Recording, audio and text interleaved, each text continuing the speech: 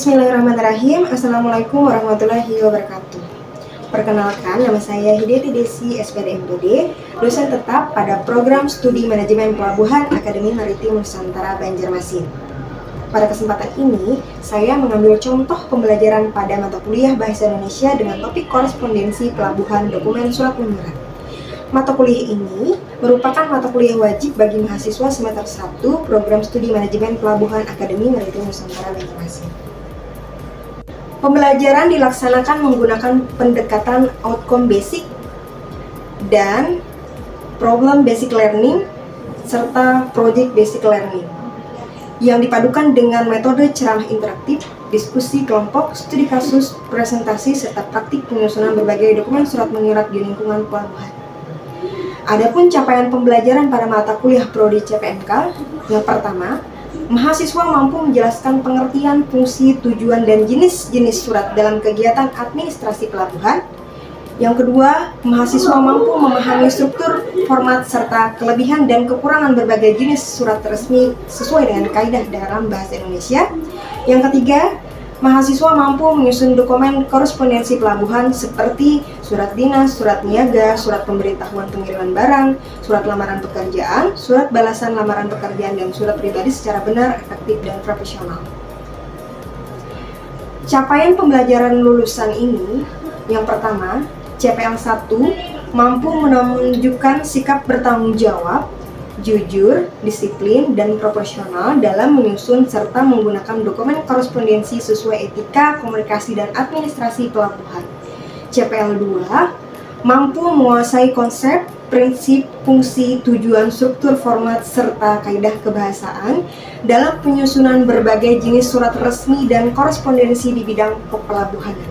CPL 3 mampu mengkomunikasikan gagasan secara tertulis dengan menggunakan bahasa Indonesia yang baik dan benar melalui penyusunan dokumen administrasi dan korespondensi secara sistematis, efektif, dan sesuai standar.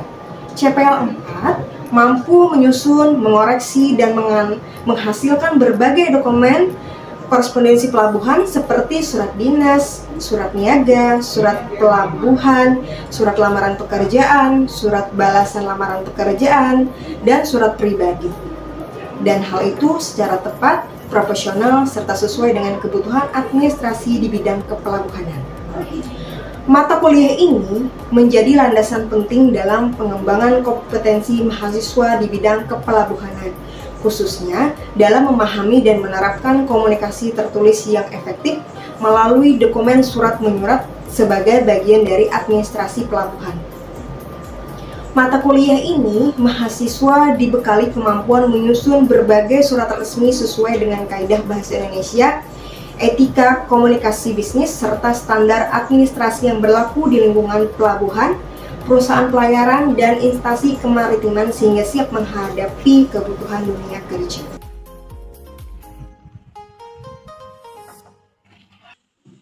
Assalamualaikum warahmatullahi wabarakatuh.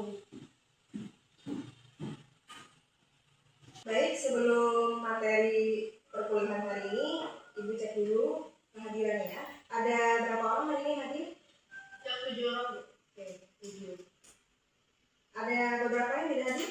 Ya, 3 orang, Bu. Oke, 3. Harusnya 10 ya. Karena ada 3 yang tidak hadir, sisanya cuma 7. Kenapa dia tidak hadir?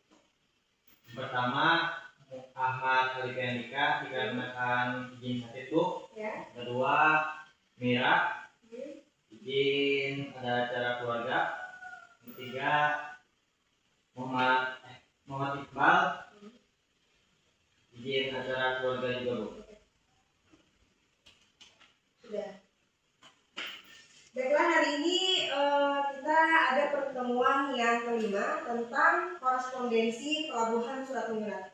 Ibu akan tampilkan materinya dulu ya. Baik, hari ini tentang korespondensi pelabuhan atau surat menyurat. Ibu akan menjelaskan dari awal dulu.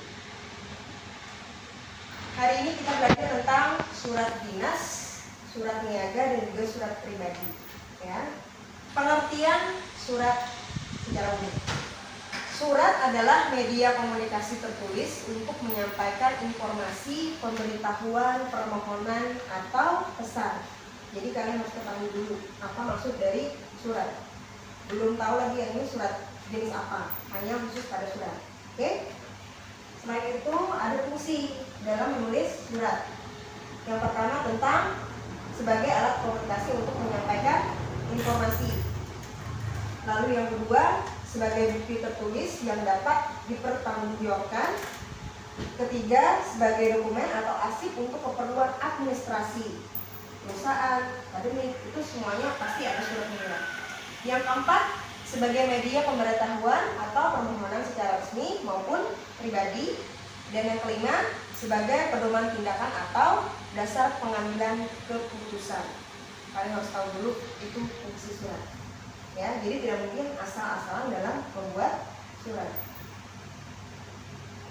Kita ke surat dinas. Ya.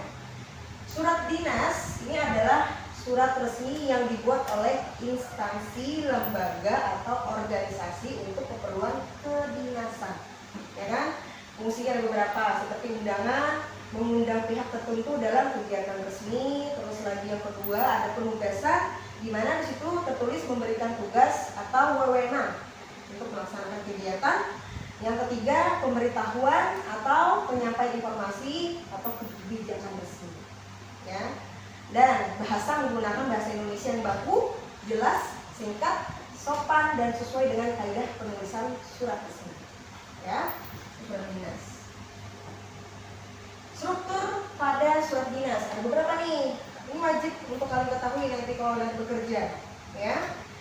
Ada 9. Yang pertama tentang kop. Kopnya itu apa? Identitas instansi apa? Perusahaan apa? Semua orang memiliki kop, tapi sesuaikan dengan kopnya, lambangnya. Instansi apa? Kuliah di mana? Perusahaan apa? Itu adalah salah satu identitas yang paling utama dalam surat. Yang kedua, tanggal surat, waktu surat dibuat, jangan salah, ya kan? Antara penerima kapan, yang membuat kapan itu harus sesuai. Terus yang ketiga ada nomor, lampiran, perihal, identitas dan pokok surat. Yang keempat ada alamat tujuannya, penerima surat. Yang kelima ada salam pembuka, ya kan? Pembukanya juga harus sopan.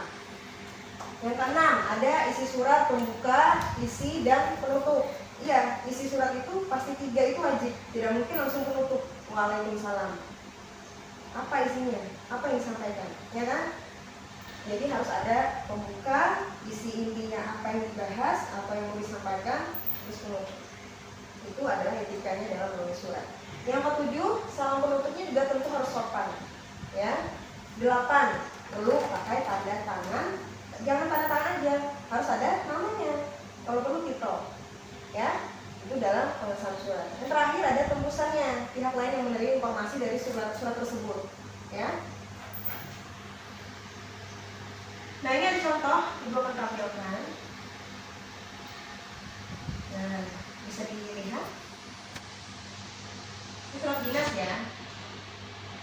Ada kopinya tidak? Ada, Bu. SMK apa? SMK Negeri 2 ini. Kalau ini lambang dinas profesi pendidikan yang ada di Kalimantan Selatan. Ini SMK Negeri 2. Setiap sekolah memiliki kop masing-masing. Kampus sudah seperti itu. Dan ini wajib.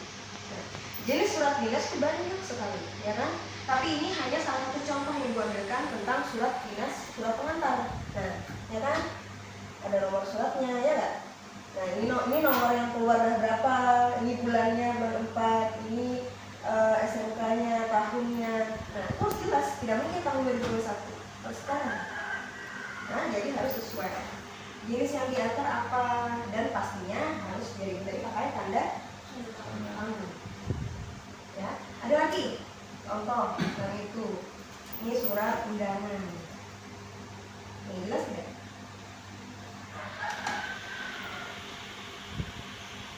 Nah, surat undangan.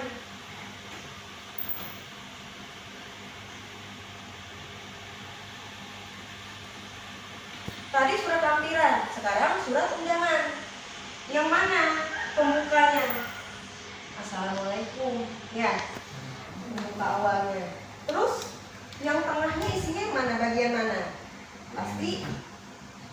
kan? Di sini kan? Kami mengundang Bapak atau Ibu untuk menghadiri rapat koordinasi penyedia jasa lainnya dan lain sebagainya. Itu harus jelas undangannya itu, hari, tanggal, pukul, tempat. Kalau tidak lengkap ini, orang datang ke tempat itu kalau tidak tahu jamnya, ya tidak sesuai, tidak bisa hadir dengan tepat waktu, ya kan? Jadi harus jelas. Dan penutup, yang mana penutup? Demikian undangan, jangan langsung, jangan tanpa ada penutup. Demikian harus seperti ini dalam menulis surat kedinasan. Dan pastinya harus tanda tangan dan juga stempel basah. Bisa dipahami? Kita akan beralih ke jenis surat yang lain. Jenis surat yang lain akan dijelaskan yaitu tentang surat niaga. Ya. Pengertian dari surat niaga adalah surat resmi untuk keperluan bisnis atau perdagangan. Fungsinya ada beberapa. Yang pertama tentang penawaran, yang kedua ada pemesanan, yang ketiga ada transaksi bisnis. Dan bahasanya tentu harus jelas, sopan dan juga profesional. Ya. Nah, ini ada surat pemberitahuan pengiriman barang. Ya. Surat pemberitahuan pengiriman barang ini adalah surat resmi yang menginformasikan bahwa barang telah dikirim kepada penerima. Perlu nih, penting sekali. Kenapa? Fungsinya adalah untuk memberitahukan pengiriman barang, ya kan? Terus yang kedua menjelaskan rincian barang yang dikirim apa saja, biasanya diceklis kan? Ada gitu. Terus selanjutnya adalah memudahkan proses penerima barang, yang sudah lengkap atau tidak, ya. Dan tentu kalau bahasa resmi, bahasa kedinasan apapun itu harus jelas, singkat dan juga resmi. Ya, ini ada contoh pengiriman barang. Bersama ini kami informasikan, ya kan? Ini contohnya. GNT Express tahu ya? Nah, barang dikirim berupa 10 unit printer sesuai dengan pesanan. Kami harap barang dapat terima dalam keadaan baik. Contohnya bisa terlihat. Ini permintaan penawaran, masih surat juga. Nah, tahu kan letaknya di mana yang awal, di mana yang tengah, dan yang di mana yang akhir? Tahu ya. Nah, ini salah satu contoh dari permintaan penawaran. Ada lagi selain ini tentang niaga penawaran nih, PT ADC Elektronik, ya kan? Nah, Jakarta. Jelas kepada yang terhormatnya dengan siapa di tempat, ya kan? Nah, dia surat permintaan penawaran barang yang dikirim, ya kan? Ada penunjang juga, lampirannya, satu buah modul, nah rincian barang dan harganya, dan juga cara pembeliannya dan pembayarannya. Apakah cara pembeliannya online, misalkan, atau langsung ke tempat, dan pembayarannya mungkin bisa transfer ke rekening tersebut. Oke, penawaran ini. Terus selain itu ada surat klaim, surat niaga itu. Nah, kalian tahu dong di NIP. Nah, surat klaim pergantian barang. Harus jelas pada Pak Devi dengan hormat.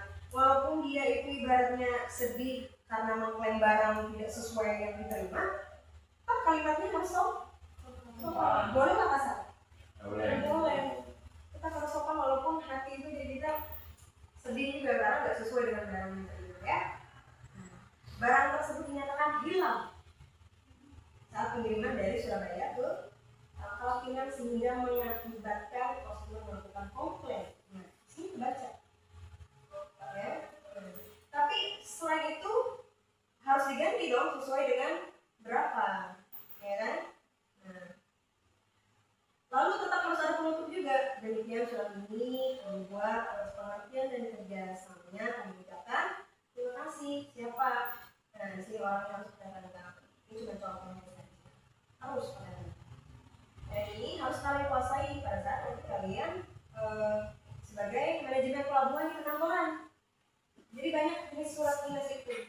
Tidak bisa asal salah. Ini juga contohnya, itu bisa dilihat. Nah, ini contoh aja juga. Ada beberapa jenisnya, ada 4 tadi kan. Nah, surat kuasa untuk perwakilan nasabah dalam konsumen. Ini surat kuasa. Ini harus diisi semua. Materai sekarang. Ya kan? milik kuasa. Jadi banyak jenisnya. Nah, ada surat permintaan penawaran, ada surat niaga penawaran, ada surat kuasa, dan ada surat klaim. Khusus pada surat niaga. Kalian harus kuasai itu. Ya. Baik, kita akan ke jenis surat yang lain. Nah, jenis surat yang lain tentang surat pemberitahuan pengiriman barang. Nah, itu paling saya baca. Surat resmi yang menginformasikan bahwa barang telah dikirim kepada penerima. Ini tadi dijelaskan ya. Contohnya juga ada nih, langsung saja.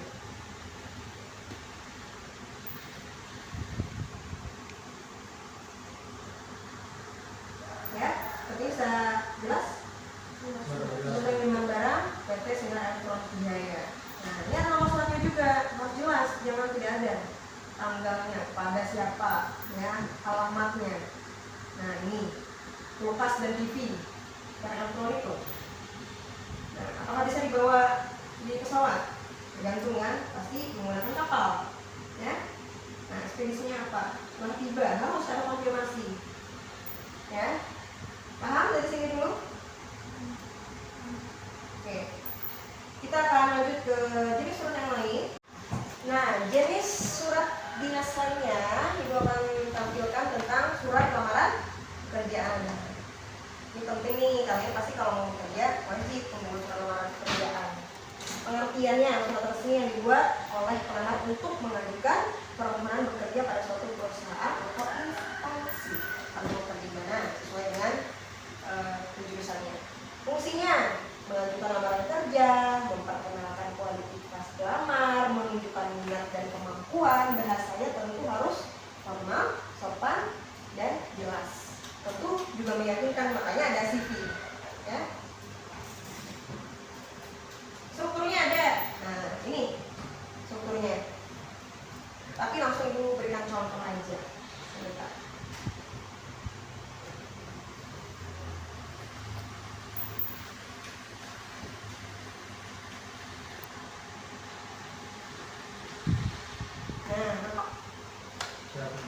Nah ini ya, ada nama tempatnya, tanggalnya, kemana tujuannya, para terhormat, ya, tergantung mau di mana. Terus namanya harus jelas, tanggal lahirnya seperti ini. Sesuaikan dengan nama kalian, jenis tanggal kalian juga. Jangan ikuti ini, cuma hanya contoh, ya. Nah, makanya 10.000 sekarang, jangan 6.000 ya.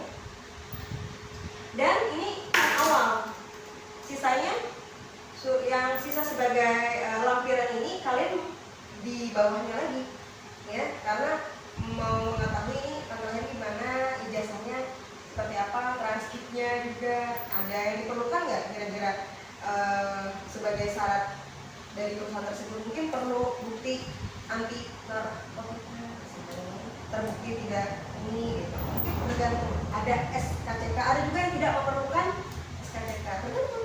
Jadi harus diikuti dengan kata-katanya. Ini tadi ya. Terus ada lagi suratnya yang dibalas seperti apa, yang ditolak juga seperti apa ada, ya, dari email atau dari pesan.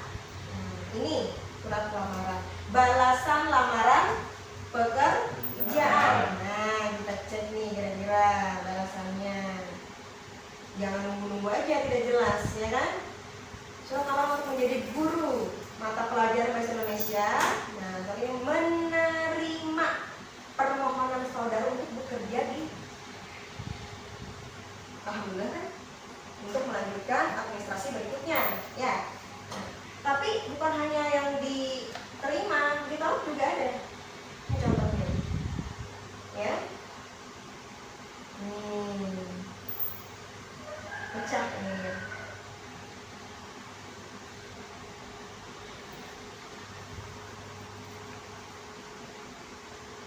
Pokoknya intinya dalam surat di sini, demikian surat ini lamaran kerja kami sangat semoga saudara tetap harus ada penolakan, tetap harus baik kalimatnya agar yang melamar itu tidak terlalu sakit hati, ya. Diterima atau ditolak itu harus ada informasi. baik dari email, pesan, ataupun telepon. Baik, jenis surat yang lainnya adalah surat pribadi. Nah, ini adalah surat yang paling terakhir akan disampaikan. Pengertian surat pribadi, surat yang digunakan untuk komunikasi antar individu dan bersifat tidak resmi. Ya. Fungsinya adalah menyampaikan kabar atau informasi, mengungkapkan perasaan atau pengalaman, dan juga bisa menjadi suatu tanda. Ya. Bahasanya juga tidak mungkin tidak sopan, santai, sopan, dan juga tidak terikat dalam aturan resmi yang seperti dijelaskan seperti surat dinas. Nah, contohnya seperti ini.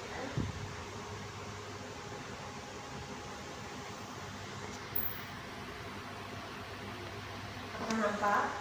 Nah, ini tidak ada kotak. Ya, seperti ini saja. Assalamualaikum, halo paman, bagaimana keadaanmu, dan lain sebagainya. Dia bercerita juga di sini. Satu lagi paman, bagaimana cuaca di sana, gitu ya. Sekian dulu ya paman. Aku harap kamu bisa balas surat ini nanti. Keluarga pun juga sangat menunggu balasan dari paman. Waalaikumsalam. Warna kamu, tanda tangan, namanya. Selesai. Ini hanya surat pribadi tentang memberitahukan keadaannya. Kalian yang jauh dari orang tua bisa menanyakan keadaan, tapi sekarang nggak mungkin lagi seperti itu. Ya. Nah, ini adalah surat tidak resmi. Oke, baik, karena sudah dijelaskan semua tentang korespondensi pelabuhan surat menyurat, Ibu buka sesi pertanyaan. Ya, silakan. Yang lain yang mau bertanya, boleh. Saya Ibu. Ya, silakan. Perkenalkan dulu. Baik, Mani Innocent. Sebelumnya perkenalkan nama saya Budi Raden Cerita, PT 252292941547. Sebelumnya saya ingin bertanya, apakah boleh jika surat resmi tanpa kop? Sekian, terima kasih. Baik, pertanyaan dari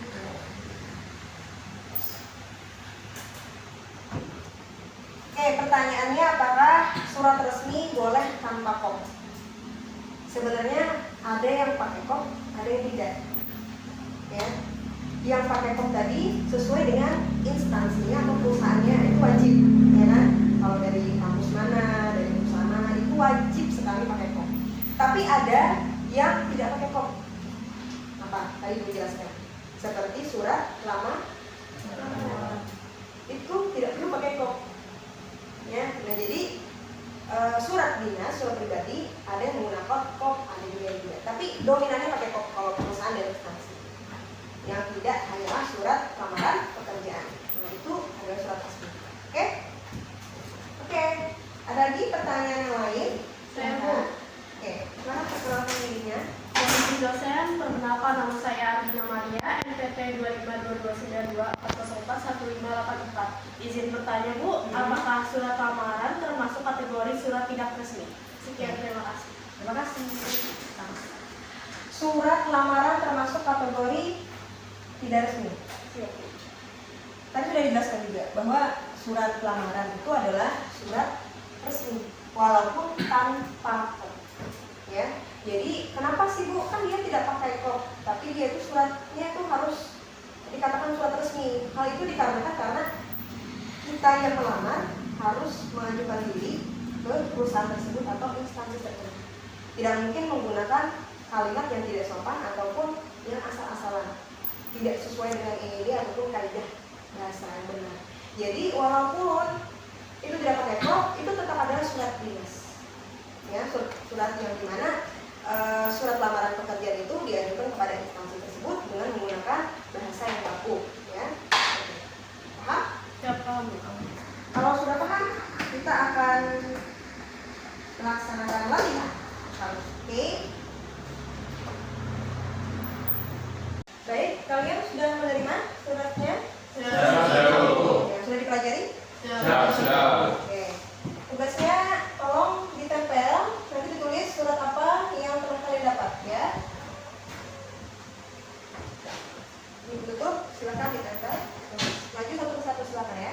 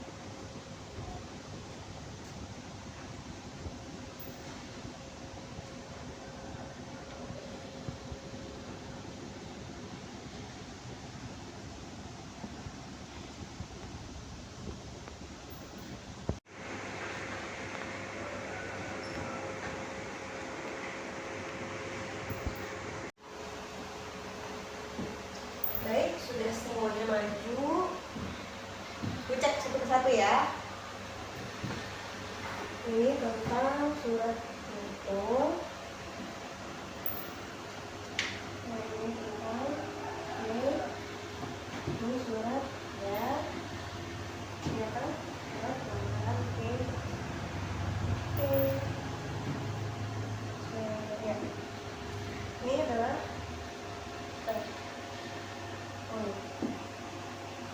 ini surat dinas Palanta, surat ini surat lamaran tapi yang diterima.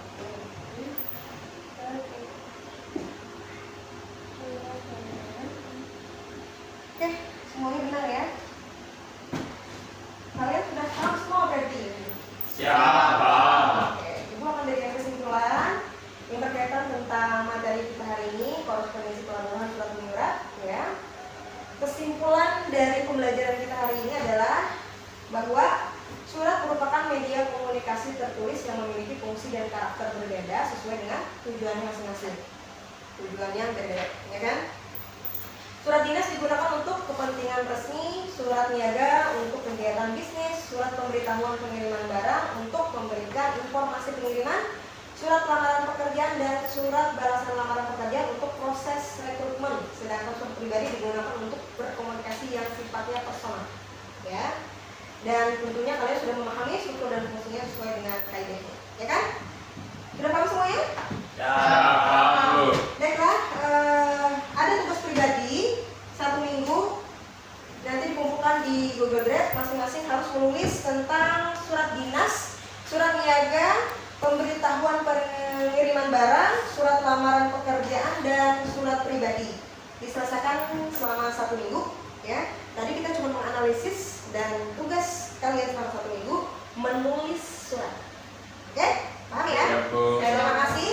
Semoga bermanfaat ya. Assalamualaikum warahmatullahi wabarakatuh. Waalaikumsalam warahmatullahi wabarakatuh. Sekian video rekaman proses pembelajaran untuk mata kuliah korespondensi pelabuhan dokumen surat menyurat pada program studi manajemen pelabuhan Akademi Maritim Nusantara Banjarmasin. Video ini dibuat sebagai salah satu persyaratan sertifikasi dosen tahun 2026, yaitu untuk memenuhi penilaian pernyataan diri dosen dalam unjuk kerja Tridharma Perguruan Tinggi atau bisa disebut PDD UKPT. Semoga dengan adanya video ini bisa menjadi pertimbangan yang baik dalam proses penilaian sertifikasi dosen tahun 2026. Akhir kata saya ucapkan terima kasih. Wassalamualaikum warahmatullahi wabarakatuh.